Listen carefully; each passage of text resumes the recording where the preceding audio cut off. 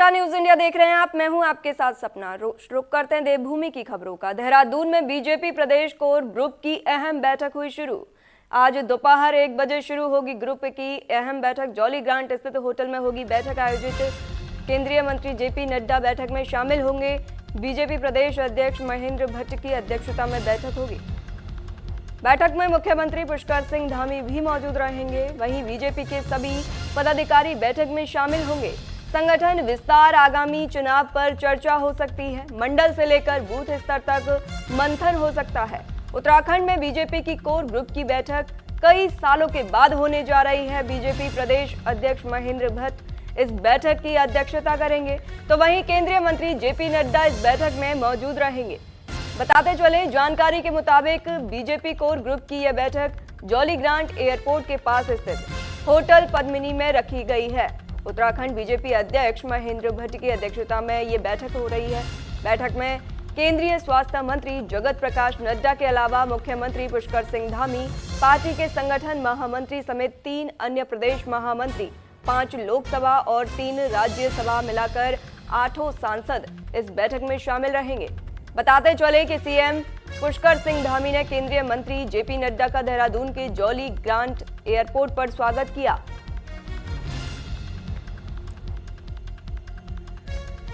BJP प्रदेश अध्यक्ष की अध्यक्षता में ये बैठक होगी, आयोजित होने जा रही है। बैठक में मुख्यमंत्री पुष्कर सिंह धामी भी शामिल रहेंगे। उत्तराखंड में बीजेपी की कोर ग्रुप की बैठक कई सालों के बाद होने जा रही है। बीजेपी प्रदेश अध्यक्ष महेंद्र भट्ट इस बैठक की अध्यक्षता करेंगे, तो वहीं केंद्रीय मंत्री जेपी नड्डा इस बैठक में मौजूद रहेंगे। जानकारी के मुताबिक बीजेपी कोर ग्रुप की यह बैठक जॉली ग्रांट एयरपोर्ट के पास स्थित होटल पद्मिनी में रखी गई है। बताते चले, उत्तराखंड में बीजेपी अध्यक्ष महेंद्र भट्ट की अध्यक्षता में ये बैठक आयोजित होने जा रही है। वहीं केंद्रीय स्वास्थ्य मंत्री जगत प्रकाश नड्डा के अलावा मुख्यमंत्री पुष्कर सिंह धामी, पार्टी के संगठन महामंत्री समेत 3 अन्य प्रदेश महामंत्री और 5 लोकसभा और 3 राज्यसभा मिलाकर 8 सांसद इस बैठक में शामिल रहेंगे।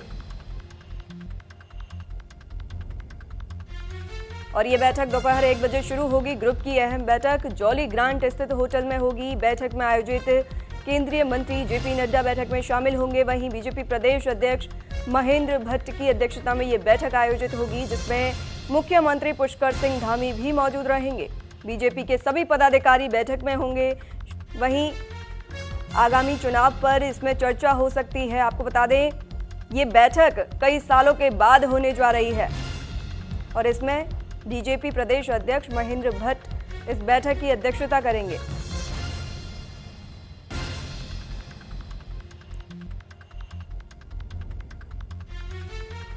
बताते चले कि सीएम पुष्कर सिंह धामी ने केंद्रीय मंत्री जेपी नड्डा का देहरादून के जॉली ग्रांट एयरपोर्ट पर स्वागत किया और केंद्रीय मंत्री जेपी नड्डा इस बैठक में शामिल होंगे।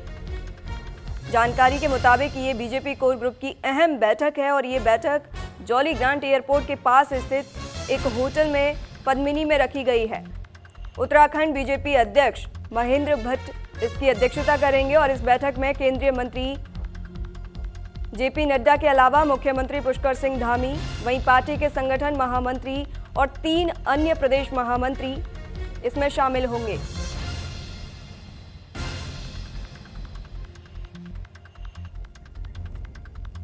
तमाम जानकारी के साथ हरिवंश वशिष्ठ हमारे साथ लाइव है। हरिवंश, सीएम धामी और इस बैठक में शामिल होंगे, क्या कुछ चर्चा हो सकती है इस बैठक में?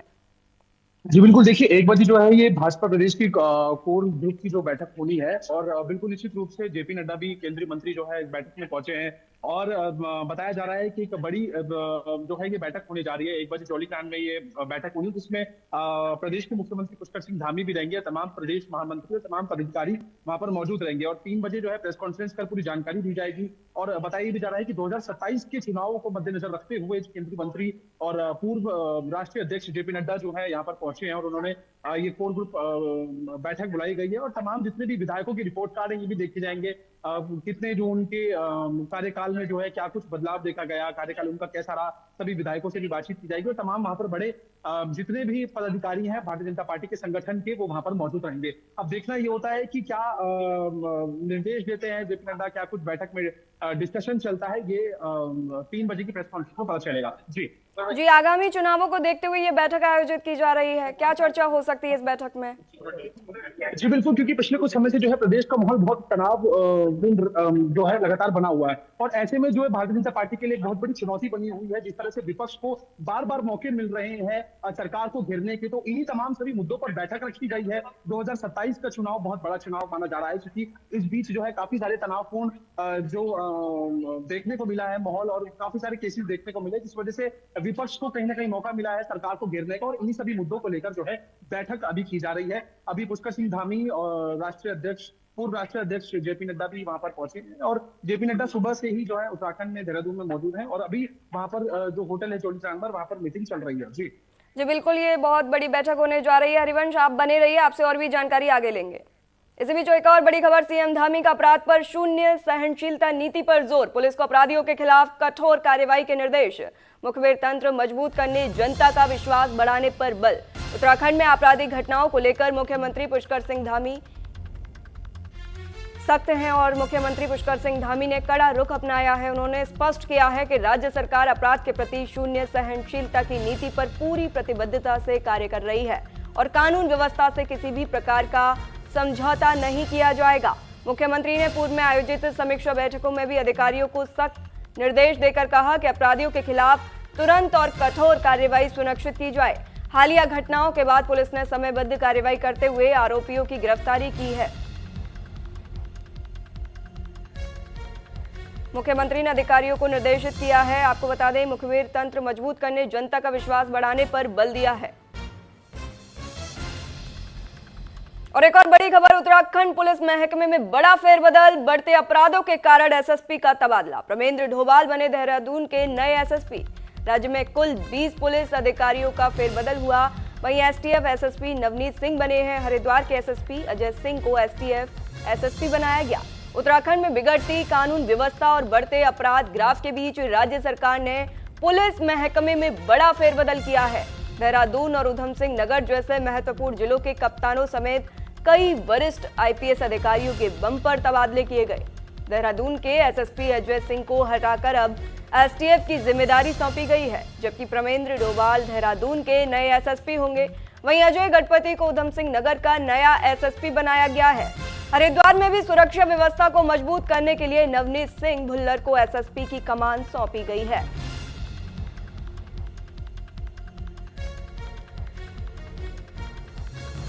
तमाम जानकारी के साथ हरिवंश वशिष्ठ हमारे साथ लगातार बने हुए हैं। हरिवंश, ये बड़ा फेरबदल हुआ है, अधिकारियों का ट्रांसफर किया गया है, क्या है बताइए।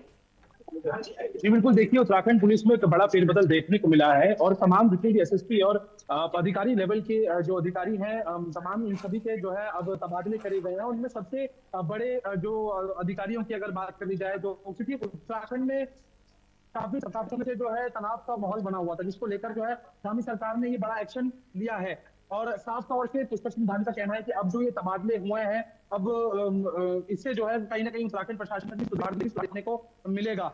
बात करी जाए अजय सिंह को जो है अब देहरादून के एसएसपी से ट्रांसफर कर जो है अब एसटीएफ का एसएसपी बनाया गया है, और जो हरिद्वार के एसएसपी हैं प्रमेंद्र डोभाल, उनको जो है अब देहरादून के एसएसपी की कमान सौंपी गई है। ऐसे में एक बड़ी जिम्मेदारी जो है नवनीत सिंह भुल्लर को भी सौंपी गई है। अब उनको एसटीएफ एसएसपी से हटाकर उनको हरिद्वार के एसएसपी की कमान देखी गई है। ऐसे में आगामी चारधाम यात्रा की बात कर ली जाए या फिर कुंभ मेले की बात कर ली जाए, भारी तादाद में जो है श्रद्धालु वहां पर पहुंचेंगे, तो ऐसे में एक बहुत बड़ी चुनौती देखने को मिल रही है एसएसपी हरिद्वार और एसएसपी देहरादून के लिए, क्योंकि काफी समय से लगातार एक के बाद एक मर्डर देहरादून में देखने को मिल रहे थे। और अब ऐसे में देखने को अब सबसे बड़ा सवाल यह है कि क्या इतने समय से जो एक के बाद एक मर्डर हो रहे थे, क्राइम हो रहे थे, क्या प्रमेंद्र डोभाल जो अब नए एसएसपी देहरादून के उसको संभालने में कामयाब होते हैं नहीं। और दूसरी बात कर ली जाए नवनीत सिंह भुल्लर की, तो उनके ऊपर काफी बड़ी जिम्मेदारी देखने को मिली। अब तक एसटीएफ की वो कमान संभाल रहे थे, और अब सबसे बड़ी जिम्मेदारी की बात उनके ऊपर ये आई है कि हरिद्वार में कुंभ आने वाला है, चारधाम यात्रा आने वाली है, तो किस तरीके से सुरक्षा की बात कर ली जाए या यातायात की बात कर ली जाए, किस तरह से वो अपनी कमान संभालेंगे, और किस तरह से सभी अधिकारी जो है अपने पदों पर जो है कितने सुचारू रूप से अभी कर पाएंगे। जी जी, क्या बढ़ते अपराध ही इस बड़े फेरबदल की मुख्य वजह माने जा रही है? जी बिल्कुल, बढ़ते अपराध की वजह से ही जो है ये तबादले जो है ये देखे गए हैं, क्योंकि उत्तराखंड में काफी समय से जो है अपराध एक के बाद एक अपराध देखने को मिल रहा था। खासकर की विशेष रूप से अगर बात की जाए देहरादून में एक के बाद एक क्राइम लगातार देखने को मिल रहा था। पिछले 15 दिन में जो है 5 मर्डर हमें देखने को मिल गए। एसएसपी अजय सिंह के अंडर जो ये पूरा एरिया था उसमें 5 मर्डर देखने को मिल गए। उसके बाद जो है सरकार का ये बड़ा फैसला था और अब अजय सिंह एसएसपी को जो है एसटीएफ की कमान सौंपी गई है। देहरादून एसटीएफ के एसएसपी की अब कमान संभालेंगे और अब जो देहरादून के नए एसएसपी होंगे वो हरिद्वार के जो है एक्स एसएसपी जो है फॉर्मर एसएसपी अब वो यहाँ पर कमांड संभालेंगे देहरादून एसएसपी की। अब देखने वाली बात ये होती है कि देहरादून की जो सुरक्षा की बात करनी जाए या देहरादून की जो अब एक माहौल बना हुआ था, एक तनावपूर्ण माहौल, अब उसमें कितनी बात देखने को मिलती है। जी जी, क्या इस बदलाव से कानून व्यवस्था में तुरंत सुधार की उम्मीद की जा रही है?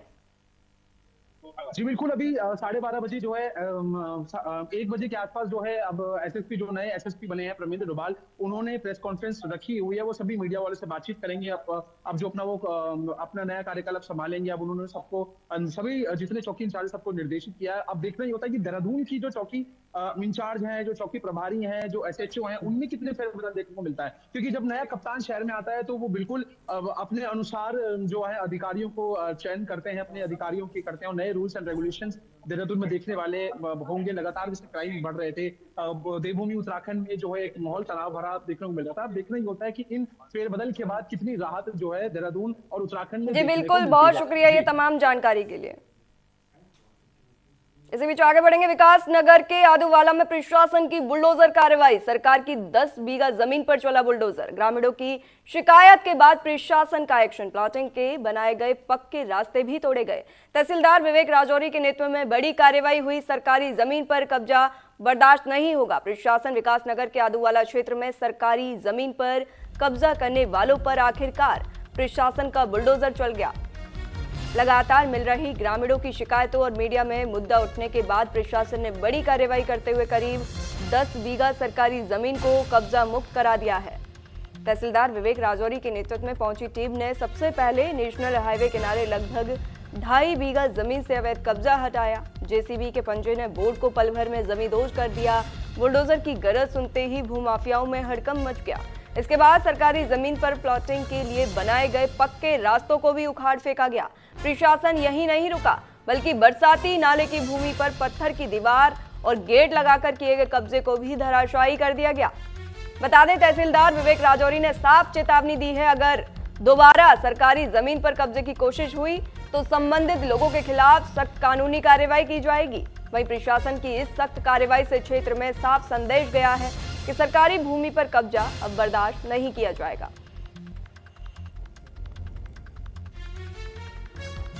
द्वारा शिकायत की गई थी, उस पर आज प्रशासन की जो कार्रवाई हुई उससे हमें लगता है कि हमारी शिकायत बेकार नहीं गई और हमें आज प्रशासन की तरफ से जो आश्वासन भी मिला है और आश्वासन जो मौके पे देखने को मिला है, बुलडोजर चलाया गया है, तो हम तो यही चाहेंगे कि भाई आगे भी अगर भविष्य में अगर कोई ऐसा कुछ मामला आता है और प्रशासन इसे साथ देता है तो कोई भी ऐसी गलती नहीं करेगा और ग्राम समाज की भूमि को कभी कोई कब्जा करने की कोशिश नहीं करेगा।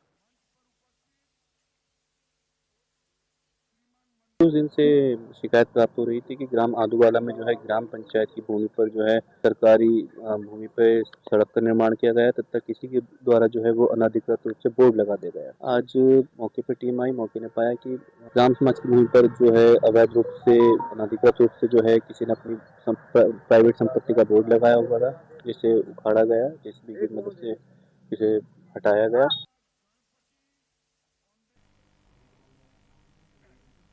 तमाम जानकारी के साथ विकास नगर से अमित रावत हमारे साथ जुड़े हैं। अमित, सरकारी जमीन पर कब्जा करने वालों पर अब बुलडोजर चला दिया गया है, क्या कुछ जानकारी है, बताइए।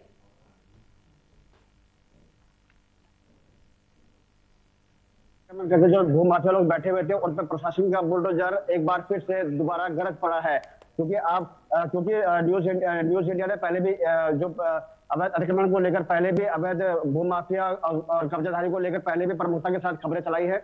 अभी हाल ही में देखा गया कि आदूवाला में जो अवैध जो भूमाफियाओं ने जो अवैध कब्जे जो कर रखे थे और अवैध जो अतिक्रमण थे उन पे जो है प्रशासन के द्वारा एक बार फिर से बुलडोजर कार्रवाई देखने को मिली है।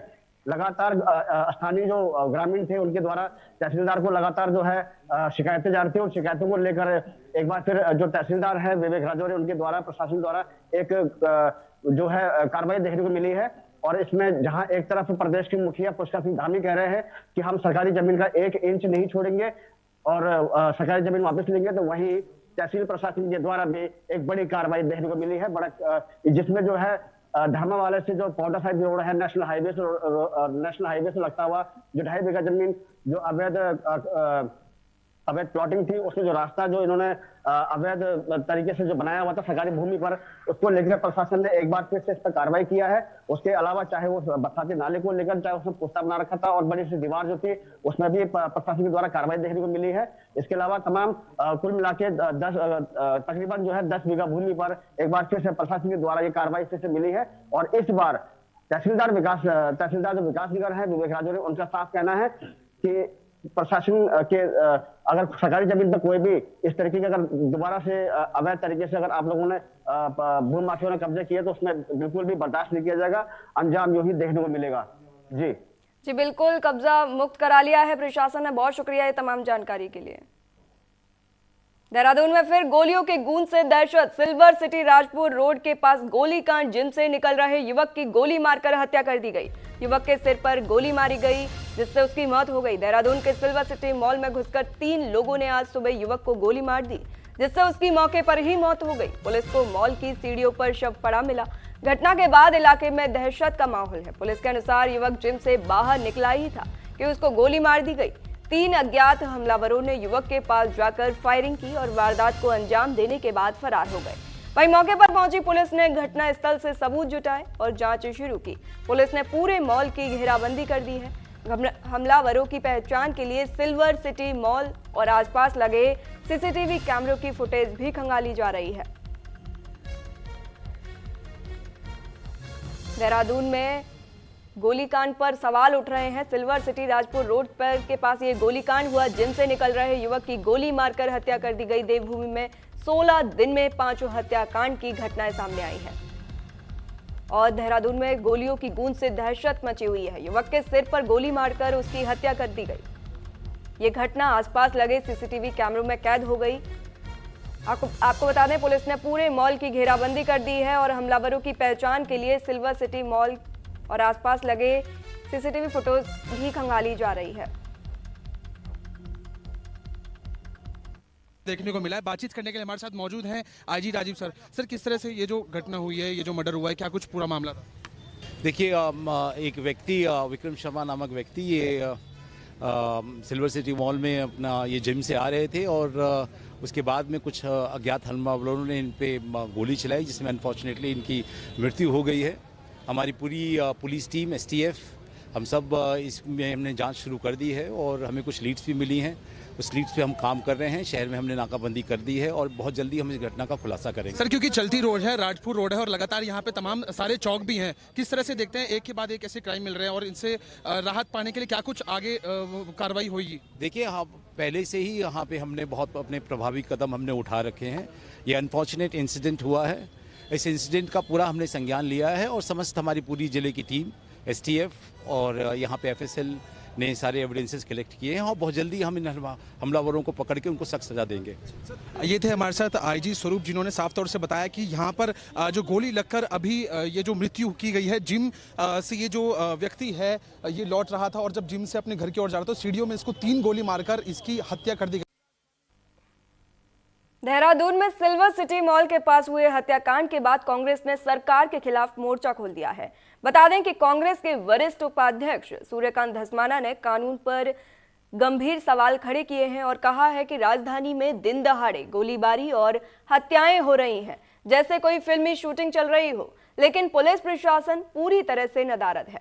उन्होंने सरकार पर निशाना साधते हुए कहा कि पुलिस केवल घटना के बाद वर्कआउट का दावा कर अपनी पीठ थपथपाती है, लेकिन अपराधियों के मन से पुलिस का खौफ खत्म हो चुका है। धस्माना ने आरोप लगाया कि सरकार कानून व्यवस्था सुधारने के बजाय चुनाव और हिंदू मुस्लिम के नैरेटिव पर उलझी हुई है, जबकि मारे गए लोग भी हिंदू ही थे।